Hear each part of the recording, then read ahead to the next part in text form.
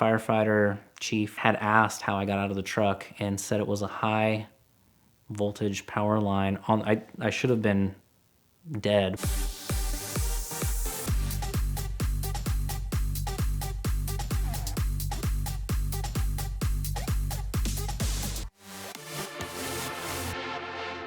I have a 1954 Chevy pickup truck. It was my dad's first truck. He drove it to high school.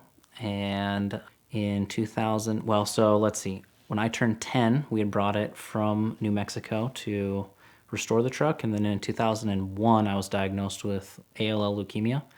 Ended up with a Make-A-Wish and wished to have the truck to finish restoring it. So everyone came together, Brothers Truck, LMC, Napa, a bunch of local car clubs and community members, and we restored this truck.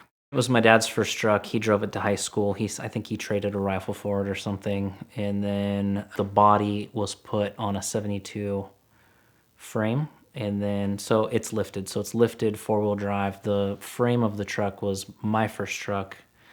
And so we used my frame and then his body and then made one truck out of it. And then he now has a 53 lowered, slammed to the ground. So we'll do car shows and have kind of the two trucks there.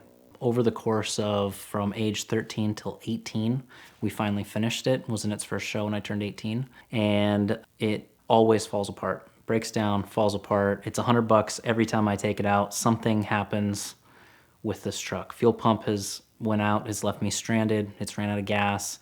The cab has literally fallen off of its mounts. At the time when we were building it, a bunch of people would come in and help build the truck, and they would say put the grill together and then realize the time and have to go have dinner at home and leave it. Then the next guy would not realize it hasn't been tightened, but then install it in the truck. And so the whole thing was kind of just a rattly kind of nightmare. And right out of high school, kind of drove it around a bunch, and as a kid does, try to fix what I could. I wasn't making a lot of money, so it's not like I could, go through everything again. And this specific event, we were at the beach. This is in June, and there was, it never saw rain, was never outside, and we were hanging out at the beach, having a great time, and one rain cloud, like the only rain cloud in the sky, was headed our direction. So I had said I don't want the truck getting rained on, so we're leaving. Hopped in the truck, headed home, dropped off my then girlfriend, now wife, off at her house, and then I was headed home. From the time I dropped her off to me driving home, this celestial downpour, blizzard freak snowstorm happened, and there was like 2 inches of snow accumulation or hail in the matter of minutes. I couldn't see. It was this crazy event. And there's a 3-way intersection, and I had stopped for the stop sign and slid through. And as I go through the intersection, right in front of the truck, a tree falls, and when the tree fell, it pulled the power lines down on me. And as my training from the 3rd grade kicked in, right? Don't jump out of a car that has power lines on it. My first reaction was to not get out of the truck, and I was just gonna kind of ride it out, I guess. I don't know. But a Jeep pulled up behind me, and this guy got out screaming, telling me there's a second tree gonna come down, like get out of the truck. And there was another tree that was waving in the wind, but I don't think it ever came down.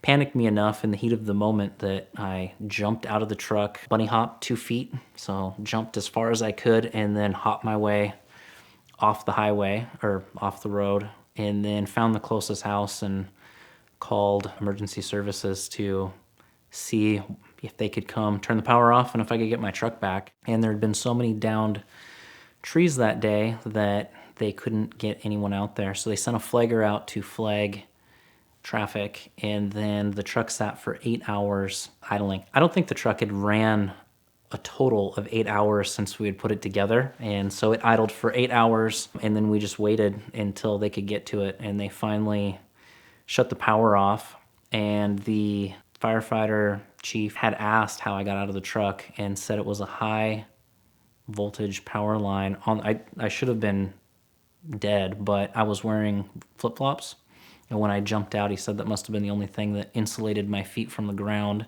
and saved me. They shut the power off and then let me grab the truck, and the metal was actually like warm to the touch. And we made it maybe a half mile down the road, and the battery had melted through the bracket that the mount that the battery was at, and it died. So we pushed it up. My wife pushed it off the road. Then we used her pickup to start her battery in her truck to jump her truck, and then used her battery to run my truck back home. And by the time I got home, everything from the battery, the alternator, was completely melted down. So I went through, fixed it. It is currently on its third engine and probably fourth or fifth transmission, and still drive it, still have it, big plans for it. Every time I take it out, it still costs me about $100. Something breaks.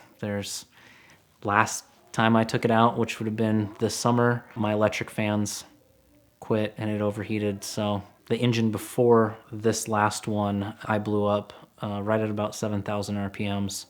Broke the cam in 3 spots, broke the crank. I ended up with the cam in the oil pan, and it shot the push rods through the valve covers. It sat broken for probably a year, and the guy that offered his space to restore it ended up with a brain tumor, and he ended up passing, and I wanted to have the truck at his memorial service. They had a big car. He's a huge car enthusiast. And so everyone brought their cars to the memorial. My truck was not running, and he had passed on a Monday.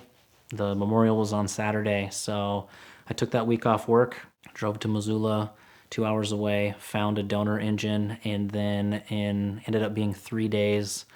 We pulled the front end off, rebuilt the donor engine, rebuilt the truck, got it running, and had it for the memorial service.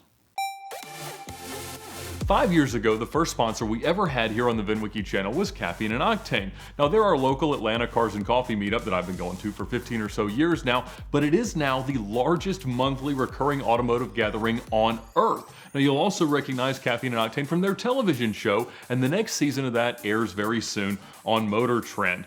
In their quest for further automotive world domination, they just bought the legendary Lanier Motor Speedway, which is across the street from Road Atlanta. So throughout the next year, we're going to have a lot of amazing events there that you'll be invited to join. But the coolest project they've deployed lately is called HighOctane.tv, and it's a free streaming network that you can access from any smart TV, Roku, Fire Stick, smartphone, or a computer, and it'll give you access to a ton of programming, including all 5 seasons of their show, some content from creators we love like David Patterson, That Dude in Blue, and a ton more. Soon there will be some content from VINwiki on there as well. So visit the link in the description below to learn more about the amazing world of Caffeine and Octane.